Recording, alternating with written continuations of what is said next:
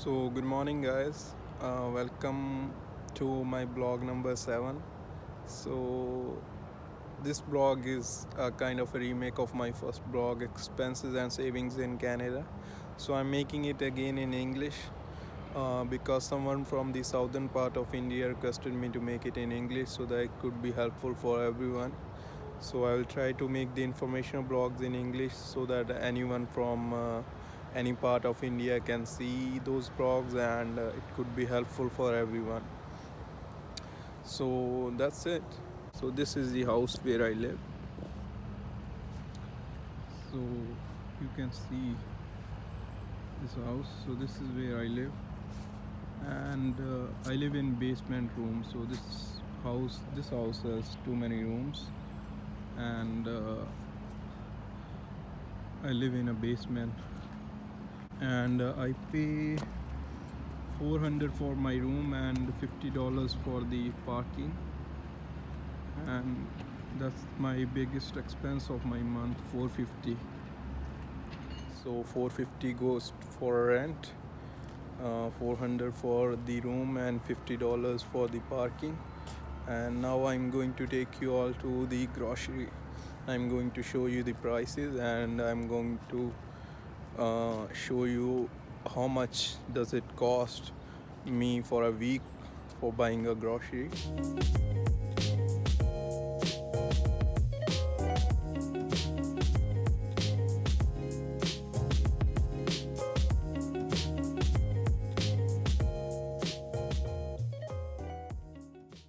So guys, I have reached the grocery store.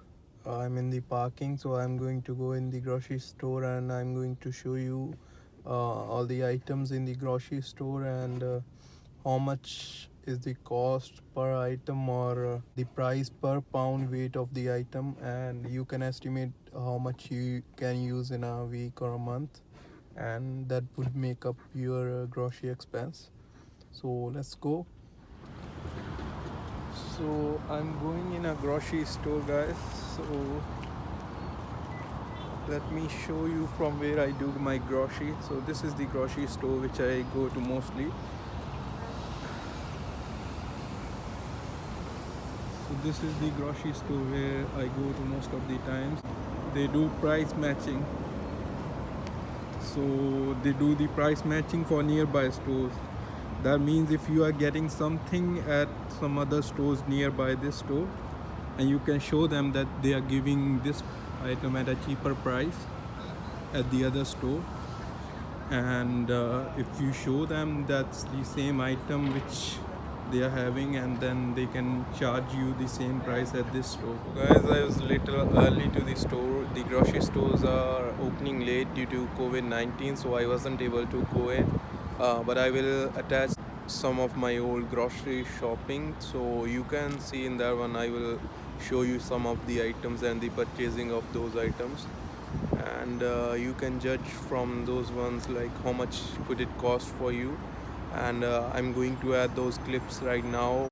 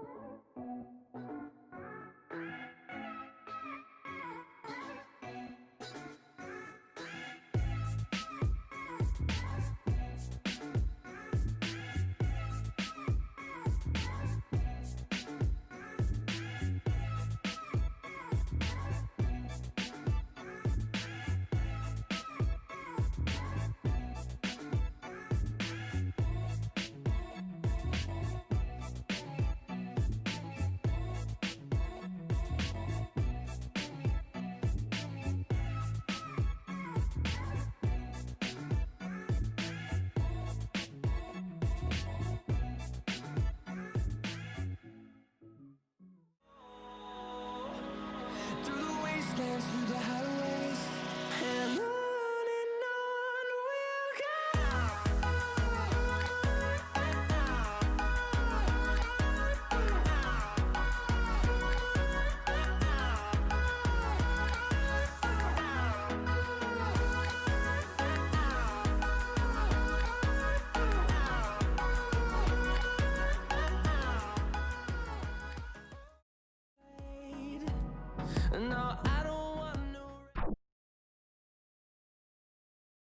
So as you saw in that video, guys, our grocery costs around like $40 to $50 per week, so that makes it around $200 per month. So that's the bill of our grocery, so that's our expense. And first expense I told you about my rent, so 450 is the rent, and that's a kind of an average rent per room in this area, $450 or $400, and $200 the grocery. And the other expenses I am going to mention when I reach home. I'm leaving for home.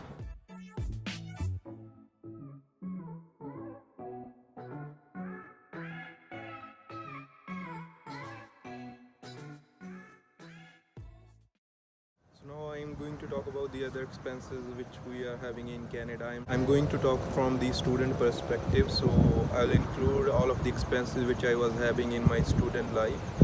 Now I am on my work permit, so I might not be having some of those expenses. So I'll try to include all of the expenses from the student perspective. Let me start with my first expense. So first expense I mentioned the rent expense. I have already mentioned it's $450 for me. But if you are not having a car like the student life, so you won't be having a car at the beginning. So I'm paying $50 for the parking, and there are a fuel expenses which I mentioned in my first blog, which you guys are not having those expenses.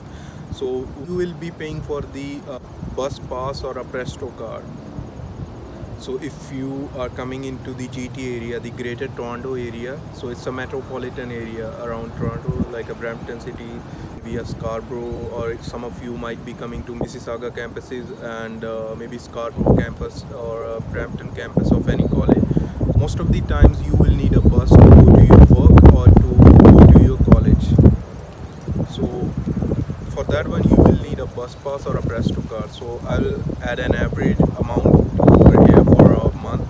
So if you need a bus pass, the average amount for a month is like around $110. I will include in this expense is $110 for a bus pass. So now you are going to calculate the whole expenses, the $450 for the rent, and $200 for the grocery, and now $110 for your bus pass. So that becomes around $750. So the next expense I can include is like your phone bill. So it will be around $50-$60 for you per month. So that will be your phone bill. You can include in this one. Makes it around $800, the expenses. And that's pretty much it. If you don't eat from outside, sometimes you might have something from outside, let's include an extra $100 to buy something from outside. It makes it around $800-$900 expenses per month for you. And that depends upon you. If you get a room at a cheaper price, that might lower your expenses, so that depends upon you. Some of you might get the rooms at the lower prices, so that will decrease your monthly expense. That makes your expenses around $800-$900 per month. So now let's come at the minimum wage and the jobs at the Ontario.